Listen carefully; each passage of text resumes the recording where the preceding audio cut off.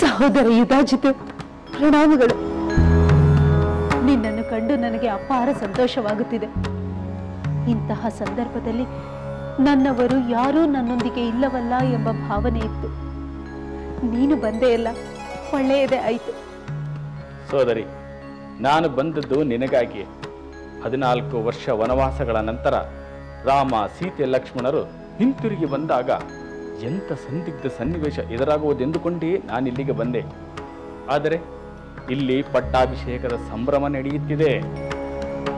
ಅಂದು ರಾಮನ ಯುವರಾಜ ಪಟ್ಟಾಭಿಷೇಕದ ಸಂದರ್ಭದಲ್ಲೂ ನನಗೆ ಯಾವ ಆಹ್ವಾನವೂ ಬಂದಿರಲಿಲ್ಲ. ಅದಕ್ಕೆಲ್ಲ ನಾನೇ ಕಾರಣ ಸಹೋದರ. ರಾಮನ ಯುವರಾಜ್ಯಾಭಿಷೇಕದ ವಿಷಯ ಮೊದಲೇ ತಿಳಿದಿದ್ದರೆ ಎಲ್ಲಿ ಅನಾಹುತವಾಗುವುದೋ ಎಂಬ ಭಯದಿಂದ ದಶರಥ ಮಹಾರಾಜರು ಈ ವಿಷಯವನ್ನು ರಹಸ್ಯವಾಗಿಯೇ ಇರಿಸಿದ್ದರು. ನನಗೂ ಈ ವಿಷಯ ತಡವಾಗಿಯೇ ತಿಳಿಯಿತು. ಆಗುವ ಅನಾಹುತವೆಲ್ಲವೂ ಆಗಿಯೇ ಹೋಯಿತಲ್ಲ ಸೋದರಿ? ಹೌದು ಸಹೋದರ, ಹಾಗೆಯೇ ಹೋಯಿತು. ಎಲ್ಲ ಅನಾಹುತಗಳಿಗೂ ನಾನೇ ಕಾರಣಳಾದನಲ್ಲ ಎಂಬ ಅಪರಾಧಿ ಮನೋಭಾವ ನನ್ನನ್ನು ಈಗಲೂ ಕಾಡುತ್ತಿದೆ. ಯಾರಾದರೂ ವನವಾಸದ ವಿಷಯ ಮಾತನಾಡಿದರೆ ಸಾಕು, ನನ್ನ ಆತ್ಮಸಾಕ್ಷಿ ನನ್ನನ್ನು ಚುಚ್ಚುತ್ತದೆ. ಅದನ್ನೆಲ್ಲ ಮರೆತು ಬಿಡು ಸೋದರಿ. ಎಲ್ಲರೂ ಅದನ್ನು ಮರೆತಿರುವಾಗ ನೀನೇಕೆ ಅದನ್ನು ನೆನೆದು ನರಳುತ್ತಿರುವೆ? ರಾಮನೇ ಎಲ್ಲವನ್ನು ಮರೆತು ನಿನ್ನನ್ನು ಪ್ರೀತಿ ಗೌರವದಿಂದ ಕಾಣುವುದಿಲ್ಲವೇನು? ನನ್ನ ರಾಮಚಂದ್ರ ನನ್ನನ್ನು ಪ್ರತ್ಯೇಕವಾಗಿ ಕಂಡು ನನ್ನ ಅಳುಕನ್ನು ನಿವಾರಿಸಿ ಹೋದ. ಮಹಾರಾಣಿಯಾಗಲಿ, ಬೇರೆ ಯಾರೇ ಆಗಲಿ, ಭರತ ಶತ್ರುಘ್ನರಾಗಲಿ ನಿನ್ನನ್ನು ನಿಂದಿಸಿ ಮಾತನಾಡಿದರಾ? ಇಲ್ಲ ಸಹೋದರ. ಆ ನಿಂದನೆ, ಆಕ್ರೋಶ, ತಿರಸ್ಕಾರ ಇದೆಲ್ಲ 14 ವರ್ಷಗಳ ಹಿಂದೆ.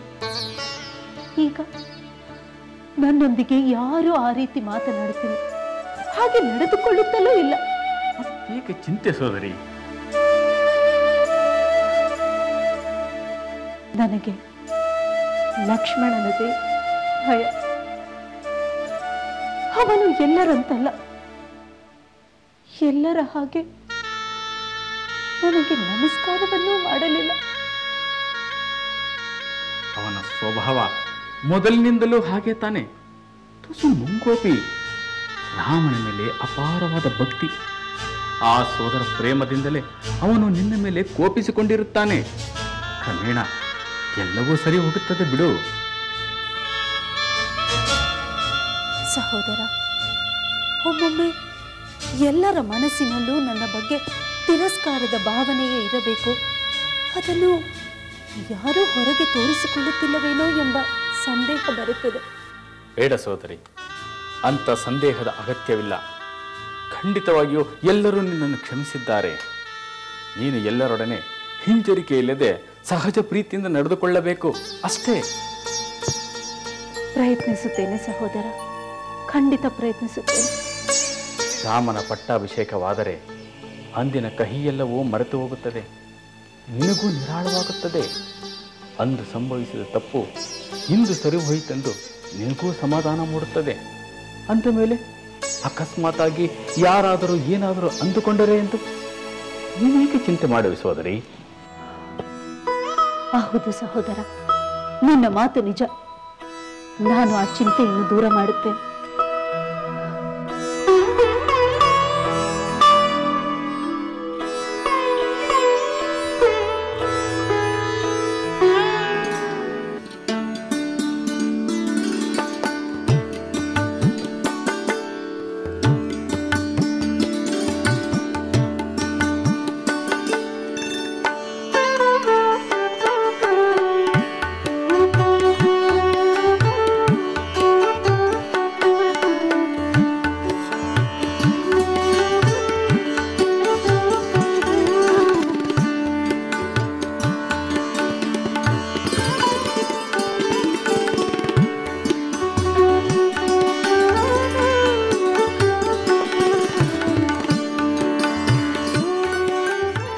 ಸ್ವಾಮಿ, ಅಂದು ಇದೇ ರೀತಿ ನಾವು ವ್ರತನಿಷ್ಠರಾಗಿ ಕುಳಿತಿದ್ದೆವು ಅಲ್ಲವೇ? 14 ವರ್ಷಗಳ ಹಿಂದಿನ ನಮ್ಮ ಯುವರಾಜ್ಯಾಭಿಷೇಕದ ದಿನವನ್ನು ಇನ್ನು ನೆನಪು ಮಾಡಿಕೊಳ್ಳುತ್ತಿರುವೆಯಾ? ಹೌದು ಸ್ವಾಮಿ. ಅಂದು ಮಾರನೆಯ ದಿನದ ಯುವ ರಾಜ್ಯಾಭಿಷೇಕಕ್ಕಾಗಿ ಹಿಂದಿನ ದಿನ ರಾತ್ರಿ ವಸಿಷ್ಠರ ಆದೇಶದಂತೆ ನಾವು ವ್ರತಾನುಷ್ಠಾನವನ್ನು ಮಾಡುತ್ತಾ ಕುಳಿತಿದ್ದೆವು. ಹೌದು ಸೀತೆ, ಆ ಮರುದಿನದ ಸಂಭ್ರಮಕ್ಕಾಗಿ ಎಲ್ಲರೂ ಎಷ್ಟು ಸಂತೋಷದಿಂದಿದ್ದರು.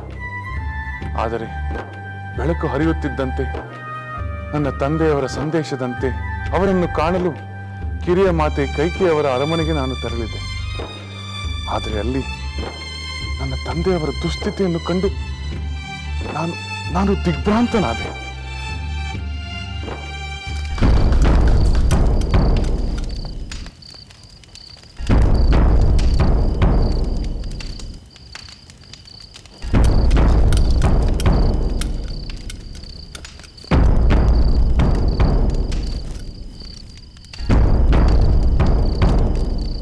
ಪೂಜ್ಯ ತಂದೆಯವರೇ, ನಿಮ್ಮ ಪ್ರಿಯಪುತ್ರ ರಾಮಚಂದ್ರ ನಿಮಗೆ ಅಭಿವಂದಿಸುತ್ತಾನೆ.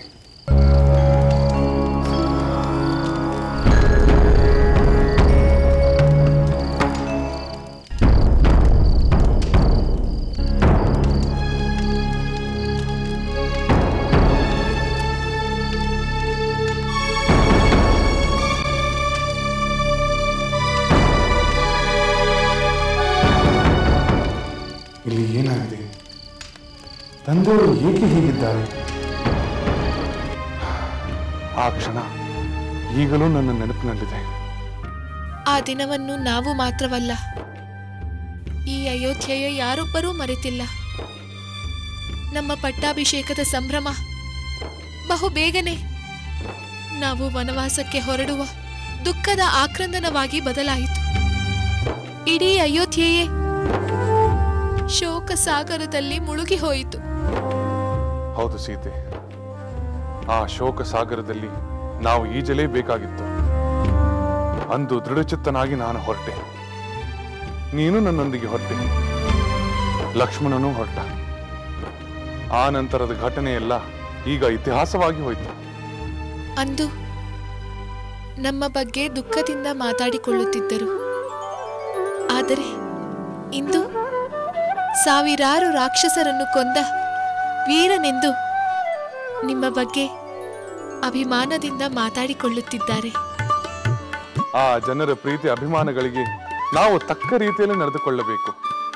ಆ ಹೊಸ ಹೊಣೆ ಈಗ ನಮ್ಮ ಹೆಗಲ ಮೇಲೆ ಬೀಳುತ್ತಿದೆ. ಪ್ರಜಾಪಾಲನೆಯ ಸಂಕಲ್ಪದೊಂದಿಗೆ ನಾವು ಸಿದ್ಧರಾಗಬೇಕಾಗಿದೆ. ಅದರ ಬಗ್ಗೆ ನನಗೆ ಯಾವ ಬಗೆಯ ಶಂಕೆಯೂ ಇಲ್ಲ ಸ್ವಾಮಿ. ನಿಮ್ಮ ತಂದೆಯಂತೆ ಪ್ರಜೆಗಳನ್ನು ಪಾಲಿಸುತ್ತೀರಿ ಎಂಬ ನಂಬಿಕೆ ನನಗಿದೆ. ಸೀತೆ, ನಾಳೆ ನಮ್ಮ ಪಟ್ಟಾಭಿಷೇಕವಾಗುವುದರಲ್ಲಿ ಯಾವುದೋ ಅಡ್ಡಿಯಾಗಬಹುದೆಂದು ನೀನು ಸಂದೇಹ ಪಡುತ್ತಿಲ್ಲ ತಾನೆ? ಖಂಡಿತ ಇಲ್ಲ ಸ್ವಾಮಿ, ಯಾವ ಸಂದೇಹವೂ ಇಲ್ಲ. ಅಂದು ದಶರಥ ಮಹಾರಾಜರು ಕಂಡ ಕನಸು ಇಂದಾದರೂ ನನಸಾಗುತ್ತಿದೆ ಎಂಬ ಸಮಾಧಾನವಿದೆ. ಹೌದು ಸೀತೆ, ಅಂದು ಪಿತೃವಾಕ್ಯ ಪರಿಪಾಲನೆಗಾಗಿ ನಾನು ವನವಾಸಕ್ಕೆ ಹೊರಟೆ. ಇಂದು ನನ್ನ ತಂದೆಯವರ ಆದೇಶವೆಂದುಕೊಂಡೇ ನಾನು ಸಿಂಹಾಸನವನ್ನೇರಲು ಸಿದ್ಧನಾಗಿದ್ದೇನೆ. ನಿಮ್ಮ ನಿರ್ಧಾರವೇ ನನ್ನ ನಿರ್ಧಾರ. ಅದು ಅರಣ್ಯವಾಗಲಿ ಅರಮನೆಯಾಗಲಿ, ನಿಮ್ಮನ್ನು ಅನುಸರಿಸಿ ನಡೆಯುವುದೇ ನನ್ನ ಕರ್ತವ್ಯ, ಧರ್ಮ. ನನಗೆ ಗೊತ್ತು ಸೀತೆ, ನಿನ್ನ ಮನಸ್ಸು ಎಷ್ಟು ನಿಸ್ವಾರ್ಥವಾಗಿದೆ ಎಂದು ನನಗೆ ಚೆನ್ನಾಗಿ ಗೊತ್ತು. ತನ್ನ ಸುಖ ಸಂತೋಷಗಳನ್ನು ಲೆಕ್ಕಿಸದೆ ಪತಿಯ ಶ್ರೇಯಸ್ಸನ್ನೇ ಬಯಸುವ ನಿನ್ನ ಸ್ವಭಾವ ಎಲ್ಲಾ ಸ್ತ್ರೀಯರಿಗೂ ಒಂದು ಆದರ್ಶ. ಹೌದು ಸ್ವಾಮಿ, ನನಗೆ ಆ ಭಾಗ್ಯ ದೊರೆತರೆ ಅಷ್ಟೇ ಸಾಕು. ನನಗೆ ಬೇರೆ ಯಾವ ಭೋಗ ಭಾಗ್ಯಗಳ ಮೇಲೆ ಆಸೆ ಇಲ್ಲ. ಸೀತೆ, ಸತ್ಯ, ಧರ್ಮ, ನೀತಿಗಳ ಹಾದಿಯಲ್ಲಿ ನಾವಿಬ್ಬರು ಜೊತೆಗೆ ಸಾಗೋಣ. ನಮ್ಮ ಜನ್ಮವನ್ನು ಸಾರ್ಥಕಪಡಿಸಿಕೊಳ್ಳೋಣ.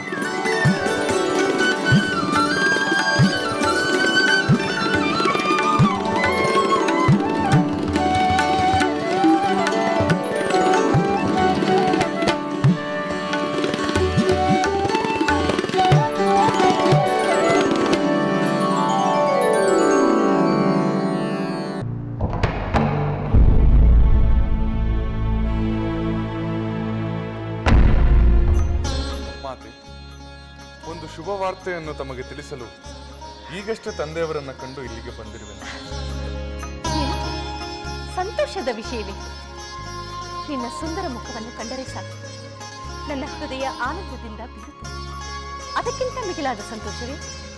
ಏನದು ಕುಮಾರ? ಕೇಳಲು ನನ್ನ ಕಿವಿಗಳು ಕಾತುರದಿಂದ ಕಾಯುತ್ತಿವೆ. ಹೇಳು. ಮಾತೆ, ನಮ್ಮ ಪೂಜ್ಯ ತಂದೆಯವರು ಪ್ರಜಾಪಾಲನೆಯ ಹೊಣೆಯನ್ನು ನನ್ನ ಹೆಗಲಿಗೇರಿಸುತ್ತಿದ್ದಾರೆ. ಕುಮಾರ, ಇಷ್ಟು ದಿನದಿಂದ ಪ್ರಜಾಪಾಲನೆಯ ಕರ್ತವ್ಯವನ್ನೇ ಮಾಡುತ್ತಿದ್ದೆಯಲ್ಲವೇ? ಅದು ಅಧಿಕಾರವಿಲ್ಲದೆ ತಂದೆಯವರ ಸಹಾಯಕನಾಗಿ ಮಾಡುತ್ತಿದ್ದ ಕರ್ತವ್ಯಗಳು. ಆದರೆ ಈಗ ನಾನು ಯುವರಾಜನಾಗಿ ಆ ಕರ್ತವ್ಯಗಳನ್ನು ಮಾಡಬೇಕಂತೆ. ಅಂದರೆ ನನ್ನ ಕುಮಾರ ಯುವರಾಜನಾಗುತ್ತಾನೆಯೇ? ಹೌದು ಮಾತೆ, ನಾಳೆಯೇ ಪಟ್ಟಾಭಿಷೇಕವೆಂದು ಗುರು ಹಿರಿಯರು ನಿಶ್ಚಯಿಸಿದ್ದಾರೆ. ಭಗವಂತ, ಎಂತ ಶುಭ ದಿನವನ್ನು ಕರುಣಿಸಿದೆ. ನಿನಗೆ ಕೋಟಿ ಕೋಟಿ ಧನ್ಯವಾದಗಳು. ಪೂಜ್ಯ ತಂದೆಯವರ ಆದೇಶದಂತೆ ನಾನು 14 ವರ್ಷ ನಾನು ವನದಲ್ಲಿ ತಾಪಸನಂತೆ ಬದುಕಲು ಹೋಗುತ್ತಿದ್ದೇನೆ. ಜೀವನದ ಅಂತಿಮ ಅವಧಿಯಲ್ಲಿ ಲಭಿಸಬೇಕಾದ ವಾನಪ್ರಸ್ಥಾಶ್ರಮದ ಅವಕಾಶ ನನಗೀಗ ಲಭ್ಯವಾಗುತ್ತಿದೆ. ಇದು ನನ್ನ ಅದೃಷ್ಟವಲ್ಲವೇ ಮಾತೆ? ಇಲ್ಲ ಇಲ್ಲ ಇಲ್ಲ, ಇದು ಅನ್ಯಾಯ. ಮಾತೆ ಮಾತೆ ಮಾತೆ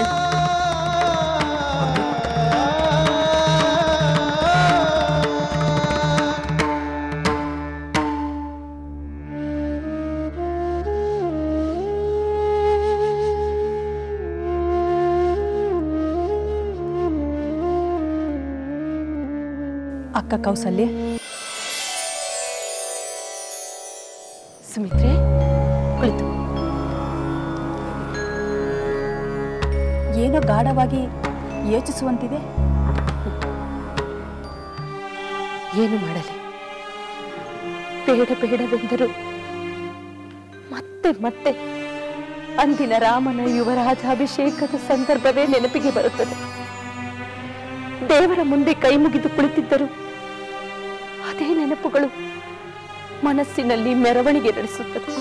ಅಂದಿನ ನಿರಾಸೆನೆಲ್ಲ ಮರೆಯುವಷ್ಟು ಇಂದು ನಿಜವಾಗಿಯೂ ಸಂತೋಷದ ಕ್ಷಣಗಳು ಬಂದಿರುವಾಗ ಮತ್ತೆ ಹಳೆಯ ದರ ನೆನಪೇಕೆ? ನಾನು ಹಾಗೆ ಅಂದುಕೊಳ್ಳುತ್ತೇನೆ. ಆದರೆ ಇಂದಿನ ಆನಂದದ ಸಂಭ್ರಮದಲ್ಲೂ ಅಂದಿನ ಆನಂದದ ಸಂಭ್ರಮವೇ ನೆನಪಿಗೆ ಬರುತ್ತದೆ.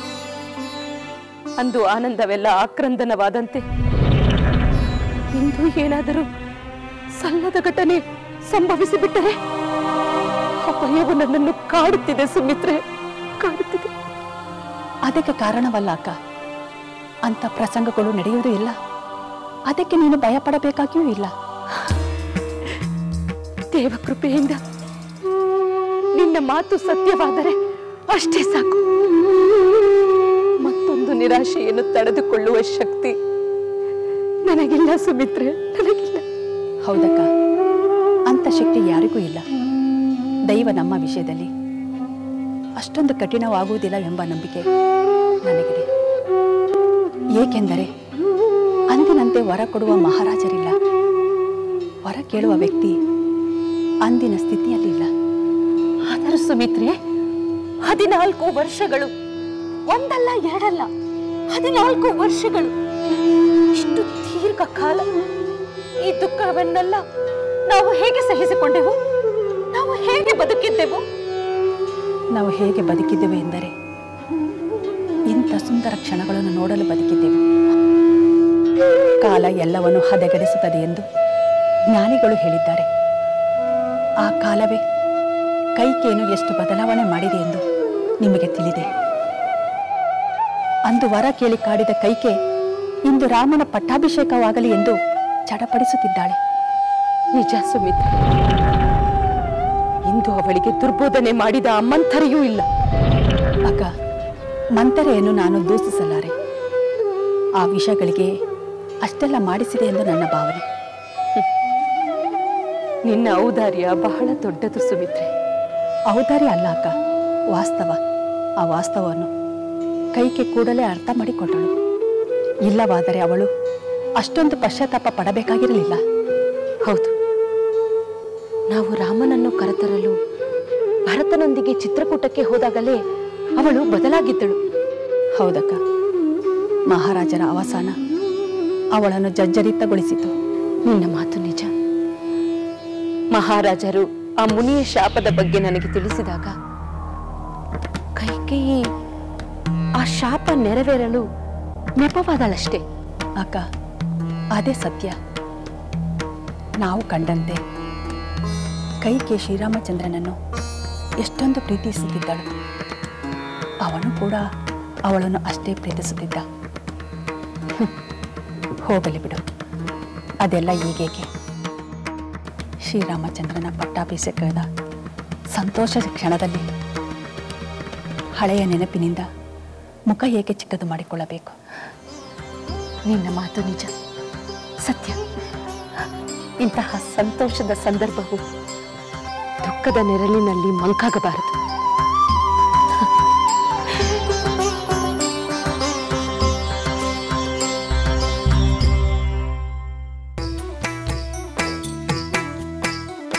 ಲಂಕೆಯಲ್ಲಿನ ದುರುಳ ದರ್ಪವು ಸೀತೆ ಸಹನೆಗೆ ಸೋತಿತು.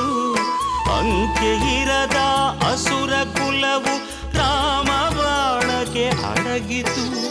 ದೂರವಿರಲಿ ಸನಿಹವಿರಲಿ ರಾಮ ಹೃದಯ ನಿವಾಸಿನಿ.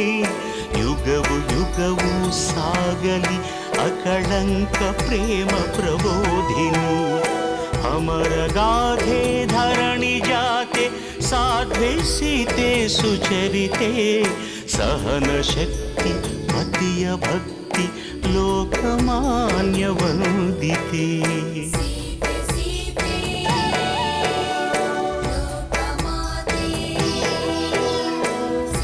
ರಾಮ ಹೃದಯ ನಿವಾಸಿನಿ ಅಕಳಂಕ ಪ್ರೇಮ ಪ್ರಬೋಧಿನಿ. ಸೀತೆ ಮಾತೆ